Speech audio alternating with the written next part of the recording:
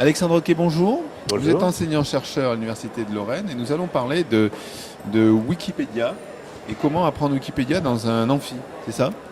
C'est ça, ou plus exactement, justement, j'argumente que c'est pas dans l'amphi qu'on apprend Wikipédia. Ou plus exactement, on l'apprend dans l'amphi, mais aussi on est obligé de plonger dedans. Il n'y a pas de compréhension de Wikipédia sans se confronter au mode de production de Wikipédia, mais aussi à la communauté des gens qui a ses règles, qui a ses pratiques, qui a ses normes. Et apprendre cette communauté, c'est aussi apprendre une culture numérique. Alors, Wikipédia, c'est une écriture collaborative. Ok. Exact, oui, Donc oui. c'est surtout ça que vous essayez de faire apprendre. Oui, le rapport avec ce qui nous fait venir ici aujourd'hui, c'est que on peut dire que par définition, Wikipédia c'est une co-construction puisque n'importe qui peut intervenir dedans, donc potentiellement tout le monde. Et sauf que c'est n'importe qui doivent apprendre à gérer la chose ensemble. Donc ça aussi le point important que l'enseignant en tant que maître, il doit s'effacer pour en fait faire plonger les étudiants dans cet univers-là. En fait, dans Wikipédia, on a les principes de co-écriture, mais aussi il y a des règles. Parce que souvent, on parle de Wikipédia avec ces règles un petit peu délicates où on a des commentaires qui sont effacés. Voilà. Donc, est-ce que c'est aussi un des objets de l'enseignement? Oui, oui, c'est censé être un enseignement critique aussi, c'est-à-dire que moi, Wikipédia m'intéresse parce que c'est vraiment un objet à la fois que tout le monde connaît, donc qui est plus facile à faire intéresser, mais aussi que tout le monde connaît mal. Et donc le cinquième principe de Wikipédia, c'est que d'ignorer toutes les autres règles que les principes. Mais en pratique, il y a plein de règles, voire même parfois rigides, et c'est pas facile de plonger dedans. Donc de ce point de vue-là, c'est aussi une étude critique au sens analyse critique d'un phénomène que de plonger dedans. C'est pas juste. Souvent, on me prend pour un défenseur de Wikipédia.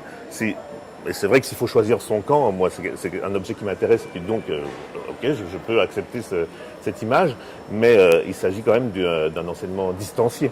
C'est pas juste apprendre à contribuer à Wikipédia. D'accord. Par rapport au schéma classique documentaire, qu'apporte Wikipédia dans l'enseignement?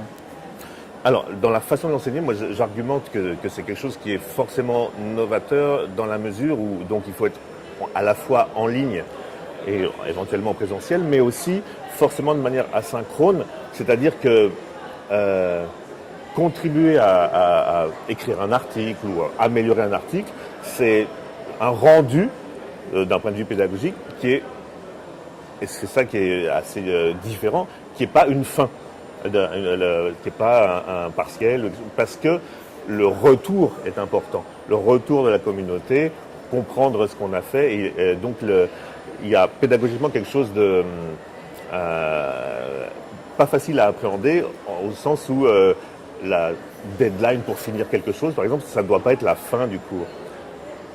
Donc, dans les exercices proposés, vous proposez directement de l'écriture d'articles sur Wikipédia ou est-ce que vous avez installé des wikis open source ou autres et apprendre un peu à ce que c'est parce qu'un wiki c'est quand même pas simple d'utilisation.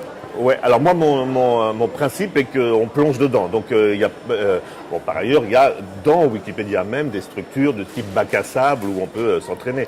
Mais moi encore une fois pour se confronter à la communauté, ça me paraît important de plonger tout simplement. Mais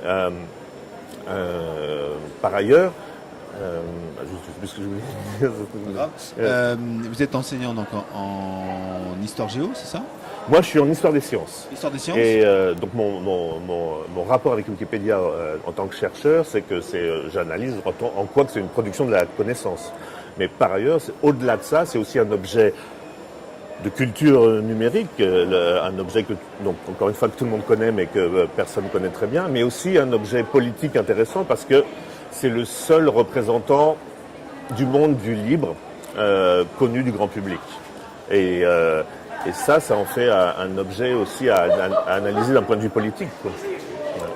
On accuse souvent Wikipédia, on dérive un petit peu, mais on accuse souvent Wikipédia d'être partie prenante sur certaines, sur certaines parties de l'histoire, un filtre qui peut être un peu douteux parfois. Qu'est-ce qu'on peut en penser?